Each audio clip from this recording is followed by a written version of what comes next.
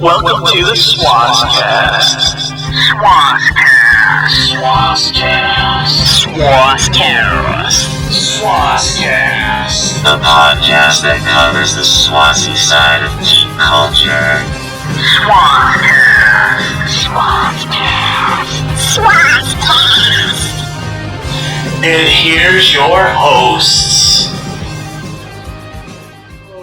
My name is John Cimino. I run Saturday Morning Collectibles out of Waltham. It's a private company, but basically what I do is I clean out people's basements. I go in and I evaluate stuff. I don't have, I have a storage facility per se, but I don't have a store or anything. But what I've been doing is, like I said, I go into people's houses, I collect stuff, and I buy and sell, and that's what I've been doing. So what I've been doing this for about, I don't know, maybe about 25 years, 25, 30 years. And I've been a fan ever since I was 5. I think, the funny thing I can say is, like, today we know comics, cartoons, all that stuff is big business now. We see it in the theater.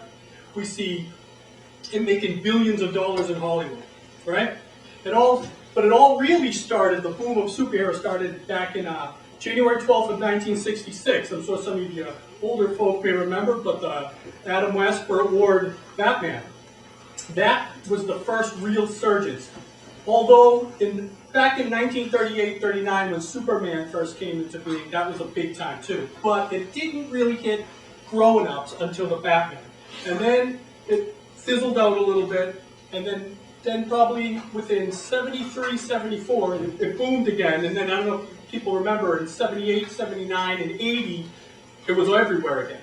And then it fizzled, there was the Hulk live action series with Lou Ferrigno and Bill Bixby, that kind of resurgence, and then the Superman movie. And then it went away again. Then in the 80s, the late 80s, the Batman movie with Michael Keaton brought it back. But it was more just Batman. And then it kind of fizzled again, and now, the biggest boom it's ever had. And the reason why I can say that is because I've been making my most money now, I'll tell you that. Because now it's in movies, it's everywhere, and it's taken seriously. When I was a kid, I always knew it was taken seriously. Because my parents were like, like a lot of parents, throw this away. Comic books, you can take it and you can throw it away. But you'll notice now, today, comics are more valuable and doesn't depreciate like even land does. We see the economy today. But I'll tell you something. A comic book from the 60s and back is never going to depreciate. Superman was the highest selling, and obviously it depends on condition, but Superman in Action Comics #1 from June of 1938, that sold almost $2 million.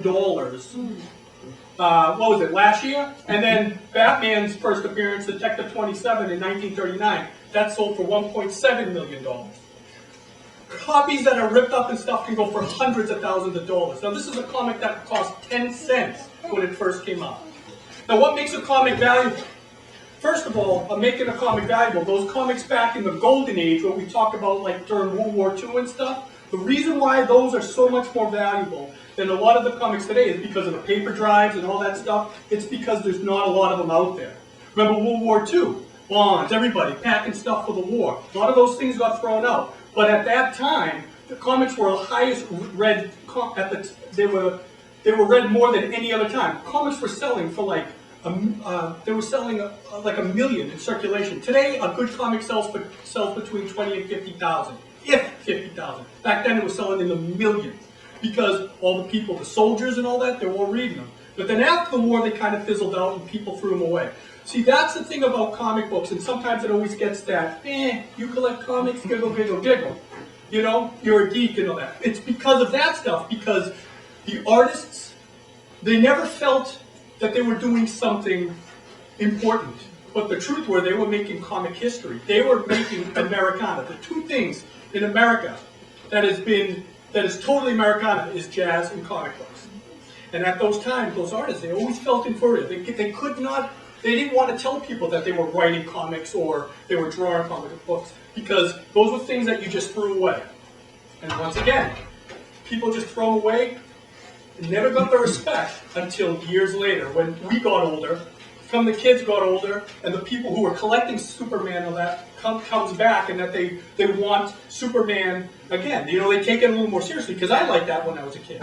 And so that is what a mint comic, this is why we want comics in good condition, and that's why they go for a lot more than ones in not as good condition, because we always want to get a piece of art, you know, our youth. We remember that time. It's like a good song. We remember a good song, and it makes us remember. So people want to get those comic books as pristine as they were off the comic shelf, you know, off the news rack, at the newsstands where they were back then. And the same goes for toys, because when we used to play with toys, we ripped them open, had a good time, and played with them. But now, today, especially for those old toys, you're talking, if you had a toy open, like a valuable toy, like the Mickey Mouse, Superman, Batman stuff, if it's open and it doesn't have the box, we're talking it's about 75% less than it would be if it did have a box. Why? Because we always threw that stuff away.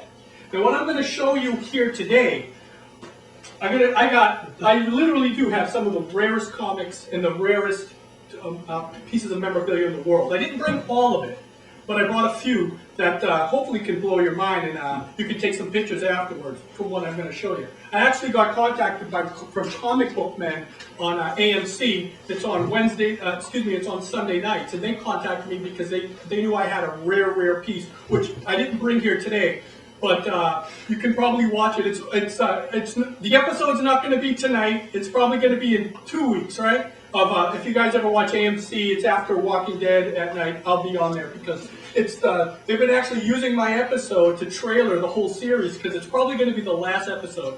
I don't know if any of you've seen it, but they say if a toy could cost thousands, and the reason why is because I bring the rarest toy they've ever seen in that place. But I also have something even rarer here today. But first off, I want to talk about condition. First thing I'm going to show you is right here. This is called the Justice League of America. It's #1 from 1960. And if you see, it's in this bulletproof case right here. Two companies put this out. It's PGX and CGC. And basically what they do is people send in their comic books, and about a 4 group of experts will go and they'll rate it on a scale of 1.0 to 10.0. 10 being mint condition, 1.0 being trash. But those old stuff are worth something. So basically what you do is you pay for it, and then they give you a total, like a point system, and then you can find out how much it's worth. People like this when they're investing in comics, because it gives a definitive ranking of what it is. Because comics were usually ranked in poor, then fair, then good, then very good, then fine, then very fine, then near mint and mint. So that kind of made, other than experts, that kind of made people a lot more confused. So when they had this probably started back in like the late 90s, when they put a number system, people kind of knew what they were going to get. But there's also people out there, it's like if you collect stamps. People sometimes like it cased, sometimes they don't. But anyways, this right here is a Justice League of America #1, 1960. And if you can see at the top here, it's called in good condition, and it's rated a 2.5. If you can look closely, I can pass this around. The comic, you'll know it's kind of, it has a lot of wear and tear and stuff. But just so you know, comics follow trends, and why this is becoming a very hot issue is because, we saw the Man of Steel Superman that just came out. Well, Superman 2 is coming out, and he's going to be teaming up with Batman, and what they're going to do with that is they're going to introduce Wonder Woman, they're going to introduce Green Lantern. So what that makes all the geeks do, and all of us that want to remember when we were a kid, it's like, oh my God, they're going to be on the big screen. So it raises up the demand. So Justice League #1, which isn't the first appearance of the Justice League, but this is one of the hottest comics going right now. In this condition, at 2.5, this is worth between $800 and $1,000. In this condition. A mint condition one going for way more money than that can go from $10,000 to $25,000. Now remember, so this is only 2.5. And it's so hot right now, and it's going. And you want to know something? It's never going to go away.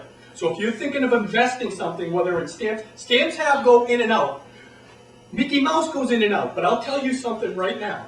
Superman, Batman, Spider-Man, Captain America, Hulk, Wonder Woman are forever. They're forever. They're not going away. Not in my lifetime, not in your lifetime. Not in your lifetime. It's always going to be hot. And I can show you this. Now what I got right here, this is to show you a difference. This is by CGC. The other company that does they rate in and you get stuff right. This is a 9.0, which they call very fine to near mint. This is an Incredible Hulk 181 from 1974. Why this is such in high demand? Anybody watch the X-Men? Do we know the X-Men? Yeah. We know the X-Men. Do you know Wolverine? Well, this is his first appearance, and this is one of the hottest comics going on the market today. People see this and they flip out. See, I said comics from the 60s and back are the most valuable, but there are comics from the 70s that there's very few of them because X-Men came out at that time and Wolverine came out that time that are very hot. And this is the hottest comic of the 1970s, which they call the Bronze Age. And this is the first appearance of Wolverine, like I said. In this condition, 9.0, it's worth between $3,000 to $4,000 right here. So 9.8 sold for almost $1 million because why? People want the Wolverine. And right now on Hate's auction,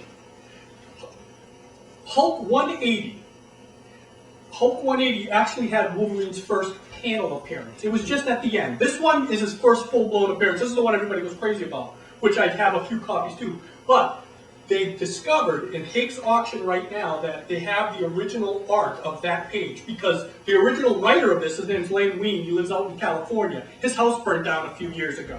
And all the original art, the cover of this and all the original art went up in flames. So that was worth millions of dollars. So we lost all that. So right now on Hake's auction, that first page of Wolverine coming on from Hulk 180 is being on sale right now. I estimate that's going to hit about $800,000.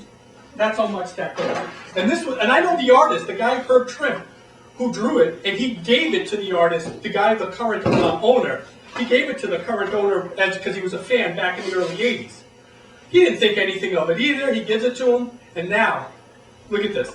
Now it's funny. The guy who originally drew it, his name's Herb Trimp. He's the guy hurting for money right now. So what this guy is doing, the actual guy who owns that art, was putting it up for auction, and he's giving half of that to the Hero Incentive. And what the Hero Incentive is they give writers and artists back from the early days that don't have anything. They have no medical. They have no. These are guys that made Americana. Look at these books are selling for that. They're making billions of dollars in Hollywood. They're making nothing. So he's giving a portion of that to Herb Trimp. So it's actually sad. And right here, what I have, I don't know if you guys know, but upstairs there's a stamp. You have a little display, and this was part of the commemorative set of the stamp. Yeah.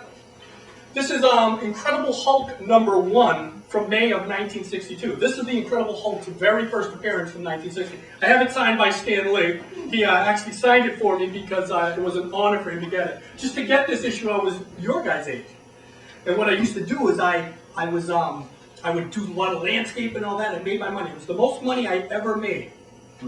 I went to a convention back in the 90s in Boston, and I was scared to death. It was the most money I ever spent for anything. It was $1,000 at that time. I was like, even giving the money to him, I was shaking. But I want to tell you something. Today, in this condition, and I don't have it graded because I don't want it, because I like to smell it and read it every now and then. But in this condition right here, we're talking about $12,000 to $15,000 right here. With Stan Lee's name on it, maybe even more. Now, did I make a good investment?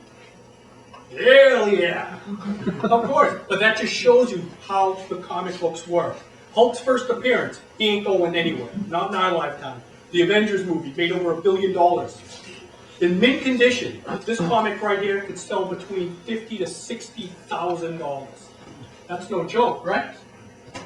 So those are the comic books. And what comic books kind of brought, kids love that, so kids want more. So what do? Companies go to license. They go to Marvel, they go to DC, they go to Disney, and they want to license stuff. And that's when you get products here. And what I brought here is often see some pretty cool products that's been stemmed. Right here, I have from 1978 from Mego Corp. Mego Corp is the most, let's say, lucrative. It's a company that doesn't exist anymore, but this company who produced this stuff right here, the 8-inch, 12-inch figures, they were the second, it was after Captain Action from 1966. Basically, Captain Action was a figure that you could dress up as a superhero. But these were like the first superhero toys ever made. And they started in '74, and they first made Batman, Superman, Aquaman, and Robin. So basically, then they sold well, they made more. And this, right here, this one's Tarzan. And in an 8-inch, in 12-inch, they make the Hulk. This was in '78, this one was from '75. And they made a bunch of characters and stuff. But just to show you how rare and valuable these things are, the carded, back then we didn't know. We ripped them open, we had a good time with them. These came in boxed and carded versions. Iron Man and Iron Man and Green Goblin both sell between $15,000 and $20,000 a piece on the card. A messed up Green Goblin just a few months ago sold for $15,000, and it was off the card. They come in bubble, like they came here, and then they came with a little bubble wrap thing that people put on it, and it was off, and somebody still paid $15,000 for it. But that just shows you the difference. This Tarzan right here, this is a $100 toy.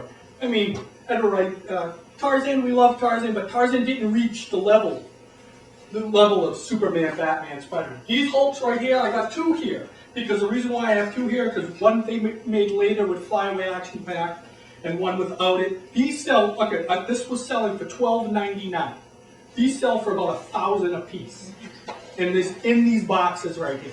Not bad, right? I said from the 60s, Marvel put out a lot of bad stuff during the 60s because DC was the huge thing. Marvel was the new. Marvel became Marvel Comics in '61 with the release of Fantastic Four #1. They were Atlas and Timely before that, but they never really did anything until Fantastic Four. So when DC started pumping out that stuff in the 60s, when Batman started becoming huge, Marvel tried to do it. But they didn't get really good licenses because they were kind of a knockoff comic company. They weren't really that big yet. But because of the scarcity in that stuff, right here we have, this is Thor. Who liked Thor back in the 60s, right? We love Thor now, but this is a Marx wind-up. Marx was a company that's defunct now. They were from Philadelphia, if I'm correct. And basically they made a lot of the tins. And a lot of those tin stuff, Mickey Mouse or whatever, they're worth mega money. Why are they worth mega money? Because we played them, they get rusty, they brick. You get them in the box like this, like right here, this is a Thor wind-up. He came in Spider-Man and Captain America. I sold off the Cap and the Spidey, but I still have my Thor. But this right here, this was probably 25 cents. This is worth about $400 now in the box. Loose, it can go for about $100, especially if you work. I mean, that's a pretty big change.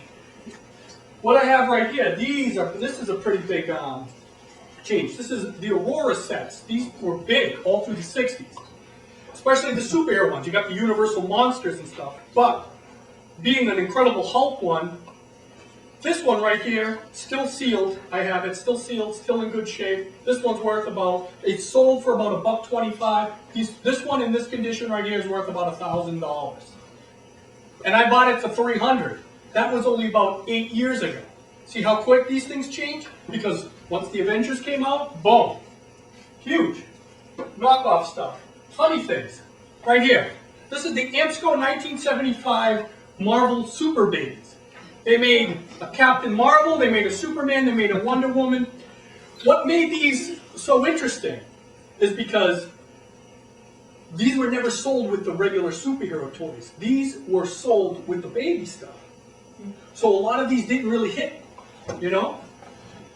That makes better for me now, because they don't hit, they get took off the shelf, they get destroyed. But the ones that did make it out, like this Amsco Marvel, costs about $5 now. These things go between $200 and $300 each. And it goes up every year. And this is just a little baby doll. That's a lot of baby, right? Yeah. Wow. Obscure stuff right here. Everybody, I'm sure can you show me a show of hands for probably your older people that remember the Atari 2600? It came out before Nintendo and then all those systems. But this is an obscure thing. Activision made a Spider-Man game, Superman game and stuff. But this is the stuff you gotta look for if you're ever in the market to collect this stuff. It's the knockoff stuff. It's the stuff that it's not a lot of them out there and that don't exist. Well, this is an Incredible Hulk game right here. And it never came out. But what this was Toys R Us would send, or Child World, or Fun Spot, wherever, they would send out these promos, and behind the counter of those, you remember like the Radio Shack and all that, they would have these ads. So this right here would be, when they would show like, this is coming soon. This never actually came, but what did they do is they threw away. It was a store design stuff. That's the stuff that's worth a lot of money because they were thrown away. This somehow got saved through the ranks because it was showing that this game was supposed to come out, but it never came out. This right here was worthless because it came through a store and it got thrown out. This is worth between $400 and $500 if you could ever find that. And I bought. It took me a lot to get this, and when I did find it about 20 years ago, I never sold it because how many of them are out there? And then you got somebody that collected the Hulk and stuff. It's like that ever elusive thing, and that's the thing is demand, demand, demand. And what I have here, this is considered one of the holy grails of all Marvel memorabilia. It's the Amsco 1975 Marvel World playset. What makes this so invaluable is that this was the only toy at the time. Now you got to think 1975. They were pumping stuff out, but nothing like the comic book. This was basically a hard cardboard cutout that basically you built it, and then it had like little figures, and then on the back it had their secret identities and stuff. But what made this so remarkable was the fact that it was built durable, but it had everything that kids could want to play. Today we have things, they have Legos and all that stuff, and it has everything. But back then, this was like the holy grail because you could, if you were a Marvel fan, you had everything here. You had J. Jonah Jameson, you had the Daily Bugle, you had the Negative Zone, you had the Baxter Building, and I mean, it was just remarkable. And today, these things sell. This one's a steel sealed set. These unsealed, used and everything, they go for about $1,000, $1,500 easy. Sealed, in this condition right here, this goes from anywhere between $3,000 to $6,000. You can get easy on that. Because why? People want that. And everybody, every collector now of Marvel always wants Marvel World playset. So hard to find, and if you do find it, you're going to pay big bucks for it. But I'll tell you something. If you do invest in it, it's only going to go up, up, up, up, up, up. So that's just so you see right here. This is the very rare thing. And what I have, the most rarest thing of all, literally, like I said, in the 60s, Marvel put out just a bunch of junk. Well, in August of 1962 came out Amazing Fantasy 15, which was the first appearance of Spider-Man. Now, at the time when Spider-Man came out, Amazing Fantasy was a dying series. And Archie Goodwin, the publisher of Marvel Comics, told Stan Lee, give me something, put it in a comic book. And Stan Lee has been pushing this guy, Spider-Man. And Archie Goodwin said, no one's going to like spiders. Kids are afraid of spiders. And Stan Lee said, no, let me do it. So anyways, Amazing Fantasy 15 is on its last issue. Stan says, what the hell, I'm going to put it up. 9 months later, it was one of the highest selling comics that they ever did. And then Martin Goodman went up to Stan Lee and he said, hey Stan Lee, remember that character Spider-Man I told you to put out? We'll put him out again. Whose idea was that? Stan Lee's. But, so in August of 62, Spider-Man was an unknown character. Only kids knew about it. Well, Ben Cooper during the 1950s, I don't know if you guys remember those Ben Cooper costumes. They were cheap costumes. You go around the block and they're already split. They were so cheap. But in 1963, during the 50s, Ben Cooper used to put out a Spider-Man costume, a homemade costume that they made up. So in August of 62, when Marvel put out Spider-Man, they owned the licensing right. They owned the legal rights for that character. So Ben Cooper, not wanting to get into a lawsuit, said, we'll just stop putting out our character. And in 1963, they licensed Spider-Man. They're like, let's just take this unknown character and make a costume. Well, they put out this Spider-Man costume.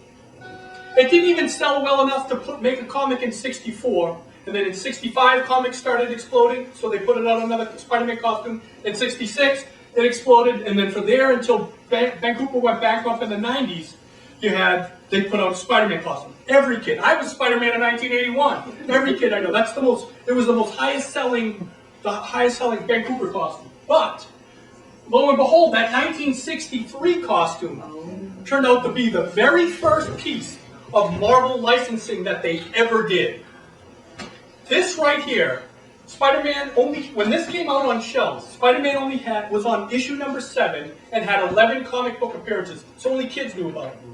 Marvel's next licensed product didn't come out until early 1965. Almost a full year, a year and something before this. So what this turned out to be is the most rarest and most vintage Marvel memorabilia piece of item on the planet.